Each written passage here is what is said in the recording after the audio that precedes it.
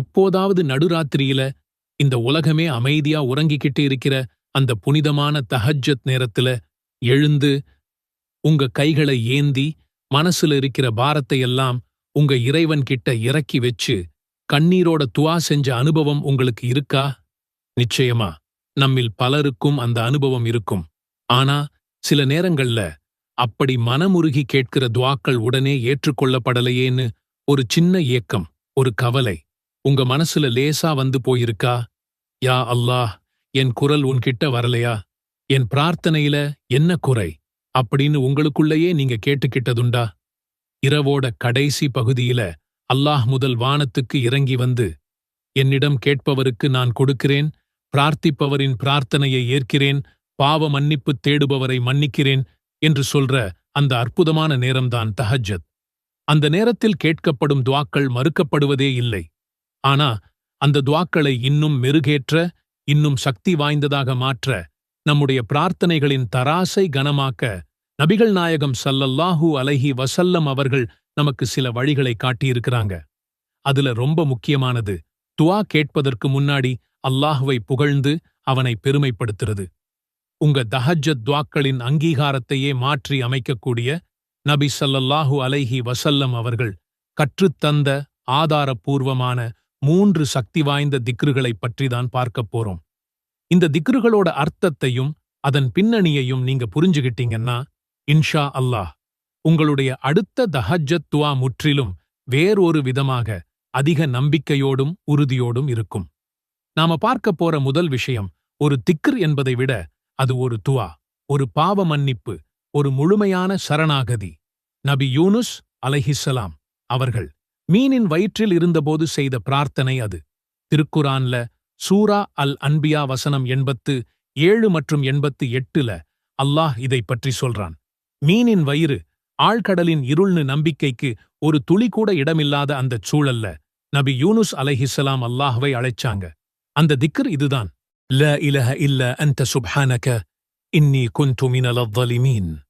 உன்னைத் தவிர வணக்கத்திற்குரிய நாயன் யாரும் இல்லை. நீ மிகவும் தூய்மையானவன். நிச்சயமாக நான் அநியாயக்காரர்களில் ஒருவனாகிவிட்டேன். இமாம் திர்மிதி பதிவு செய்த ஹதீஸில் நபி ஸல்லல்லாஹு அலைஹி வஸல்லம் அவர்கள் எந்த ஒரு முஸ்லிம் இந்த வார்த்தைகளைக் கொண்டு துஆ செய்தாலும் அல்லாஹ் அவருடைய துஆவை நிச்சயம் அங்கீகரிப்பான் என்று கூறியுள்ளார்கள். அதனால உங்க தஹஜ்ஜத் தொழுகையை முடிச்சிட்டு உங்க தேவைகளை கேட்பதற்கு முன்னாடி இந்த திக்ரை மனமுருகி சொல்லிப் பாருங்க. மீனின் வயிற்றிலிருந்து நபி யூனுஸை விடுவித்த இறைவன் உங்க கஷ்டங்களிலிருந்தும் துயரங்களிலிருந்தும் உங்களை விடுவிக்க பேராற்றல் உள்ளவன். அடுத்து நாம பார்க்கப் போற திக்கர் இறை நம்பிக்கையின் உச்சபட்ச வார்த்தை. ஒரு அடியான் தன் சக்தி, அறிவு, உறவுகள் எல்லாத்தையும் தாண்டி தன் இறைவன் மீது வைக்கிற முழுமையான நம்பிக்கையோட வெளிப்பாடு. அந்த திக்கர் ஹஸ்புனல்லாஹு வ நிஅமல் வக்கீலு. துஆவின் பொருள் அல்லாஹ்வே எங்களுக்கு போதுமானவன், அவனே எங்களுக்குச் சிறந்த பாதுகாவலன். இந்த வார்த்தைகள் எப்போ சொல்லப்பட்டது தெரியுமா? இஸ்லாமிய வரலாற்றின் 2 மிக இக்கட்டான தருணங்களில். ஒன்று, அல்லாஹ்வின் நண்பர் நபி இப்ராஹீம் அலைஹிஸ்ஸலாம் அவர்களை நெருப்புக் குண்டத்தில் தூக்கி எறிந்தபோது அவங்க நாவிலிருந்து வந்த வார்த்தை இதுதான் என்று இப்னு அப்பாஸ் ரலியல்லாஹு அன்ஹு அறிவிக்கிறார்கள். அந்த நெருப்பு அல்லாஹ்வால் குளிர்ச்சியாகவும் பாதுகாப்பாகவும் மாற்றப்பட்டது.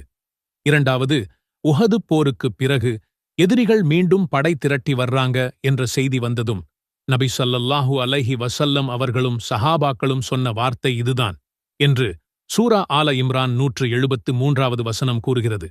அந்த செய்தி அவங்களுடைய ஈமானை இன்னும் அதிகமாக்கிச்சு. அவங்க இந்த துஆவை சொன்னபோது எதிரிகள் பயந்து பின்வாங்கினாங்க. இந்த திக்ர் வெறும் வார்த்தை இல்லை, அது ஒரு மனநிலை. யா அல்லாஹ், என் சக்திக்கு மீறிய ஒரு சோதனையில நான் இருக்கேன். என் எதிரி பலசாலியா இருக்கலாம், என் நோய் கடுமையா இருக்கலாம், என் கடன் மலை மாதிரி இருக்கலாம். ஆனா நீ இருக்க, நீ ஒருத்தன் எனக்குப் போதும்.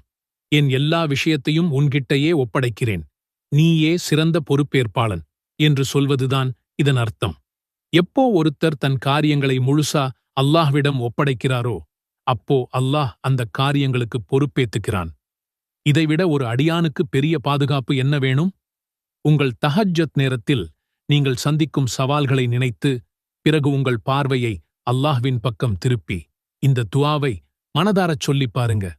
உங்க தோளில் இருக்கும் பாரம் இறங்குவதை நீங்களே உணர்வீங்க. அந்த நிம்மதியான மனதோடு கேட்கும் துஆவிற்கு சக்தி அதிகம். இப்ப நாம பார்க்கப் போற 3வது திக்ர் சொர்க்கத்தின் பொக்கிஷங்களில் ஒன்று என்று நபி ஸல்லல்லாஹு அலைஹி வஸல்லம் அவர்களால் வர்ணிக்கப்பட்டது. அந்த அற்புதமான திக்ர் லா ஹவுல வலா குவத இல்லா பில்லாஹ். அல்லாஹ்வின் உதவியில்லாமல் பாவங்களிலிருந்து விலகிச் செல்லவோ நல்லறங்கள் புரிய ஆற்றல் பெறவோ மனிதனால் முடியாது. ஒரு பாவம் செய்ய வேண்டும் என்ற எண்ணம் வரும்போது, யா அல்லாஹ், உன் உதவியில்லாமல் இதை விடும் சக்தி எனக்கு இல்லை, என்னை காப்பாற்று என்று சரணடைவதுதான் இந்த திக்ர். ஒரு நல்ல காரியம் செய்யும்போது, யா அல்லாஹ், இது என் திறமையால் இல்லை, நீ கொடுத்த ஆற்றலால் தான் செய்கிறேன் என்று பணிவுடன் இருப்பதே இந்த திக்ர். சுருக்கமா சொன்னா, நம் வாழ்வின் ஒவ்வொரு அசைவுக்கும் நாம் முழுமையாக அல்லாஹ்வையே சார்ந்திருக்கிறோம் என்பதை உணர்ந்து சொல்வதுதான். ஒரு காரியத்திற்காக நீங்க முயற்சி செய்றீங்க, ஆனா அது கைகூடல. ஒரு நோயிலிருந்து மீளப் போராடுறீங்க, ஆனா முடியல. ஒரு கெட்ட பழக்கத்தை விட நினைக்கிறீங்க, ஆனா மீண்டும் மீண்டும் அதிலேயே விழுகிறீங்க.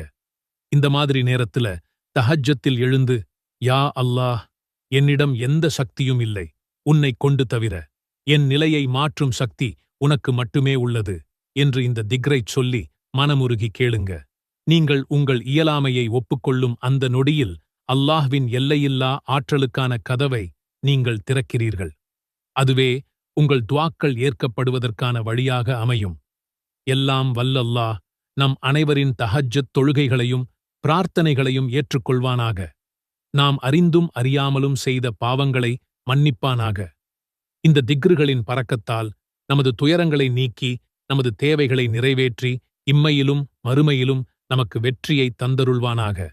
ரப்பனா ஆதினா ஃபித் துன்யா ஹஸனதன் வஃபில் ஆখিরাতি ஹஸனதன் வகினா அஸாபன் நார்.